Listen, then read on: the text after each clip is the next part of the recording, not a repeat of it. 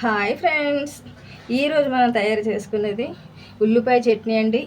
ఇది రైస్లోకి, దోశలోకి, ఇడ్లీలోకి చాలా బాగుంటుందండి. ఇప్పుడు ఎలా తయారు చేసుకుందామో చూసేద్దాం. ఇలా కళాయి పెట్టుకొని ఆయిల్ పోసుకున్నానండి. ఇప్పుడు ఇందులో పోపు దినుసులు, మినపప్పు, జీలకర్ర, ఆవాలు, ఇలా ఎండుమిర్చి వేసుకొని వేయించేసుకుందామండి.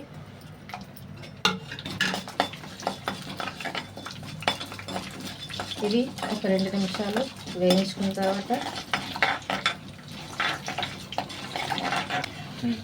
చూడండి ఫ్రెండ్స్, ఇవి కాస్త ఇలా వేగాక ఇప్పుడు ఇందులోనే ఇలా 4 పచ్చిమిరపకాయలు కట్ చేసుకొని వేసుకున్నామండి. చూడండి ఫ్రెండ్స్, ఈ పోపు వేగిపోయిందండి. ఇది అంత తీసుకొని పక్కన పెట్టేసుకుందాం. చూడండి ఫ్రెండ్స్, అవన్నీ తీసి పక్కన పెట్టేసుకున్నామండి. ఇప్పుడు అందులోనే ఇలా 2 ఉల్లిపాయలు ఇలా ముక్కలుగా కట్ చేసుకొని వేసుకొని ఇవి కూడా ఒక 5 నిమిషాల పాటు మధ్య తీసుకుందామండి. ఇప్పుడు ఈ ఉల్లిపాయల్లోనే చూడండి ఇలా కొంచెం చింతపండు కూడా వేసుకొని వేయించుకుందామండి. ఇది ఒక 5 నిమిషాలు పడుతుందండి, వేయించుకుందాం. చూడండి ఫ్రెండ్స్, ఉల్లిపాయలు కూడా వేగిపోయినాయండి. ఇప్పుడు వీటిలో కూడా పక్కన చేసి తీసుకొని చల్లారించేసుకుందాం అండి.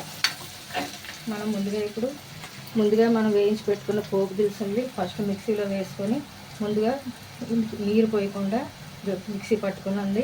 అవి పట్టుకున్నాక అప్పుడు ఈ ఉల్లిపాయలు కూడా అందులో వేసుకొని అలాగే రుచికి సరిపడా కొద్దిగా సాల్ట్ వేసుకొని నీరు పోసుకొని మిక్సీ పట్టేసుకొని తీసుకుందామండి. చూడండి ఫ్రెండ్స్, చట్నీ రుబ్బేసుకున్నామండి. ఇప్పుడు ఇందులో కొద్దిగా పోపు పెట్టేసుకుందాం.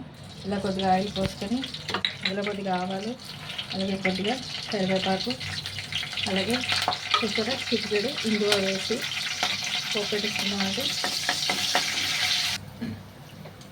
చూడండి ఫ్రెండ్స్, ఇప్పుడు ఈ పోపుని ఈ చట్నీలో ఇలా వేసుకోవడమేనండి. అంతేనండి, ఎంతో టేస్టీగా ఉంది ఉల్లిపాయ చట్నీ రెడీ అయిపోయిందండి. ఇప్పుడు ఇందులోకి దోశలు పోసుకుందామండి. చూడండి ఫ్రెండ్స్, దోశలు కూడా వేసేసుకున్నానండి. ఇప్పుడు ఈ దోశల్ని ఈ ఉల్లి చట్నీలోని ముంచుకొని తింటమేనండి. చాలా టేస్టీగా ఉంటాయండి. అంతేనండి, ఎంతో రుచిగా ఉండే ఉల్లి చట్నీ దోశ రెడీ అయిపోయిందండి. Thank you for watching. Please subscribe my channel.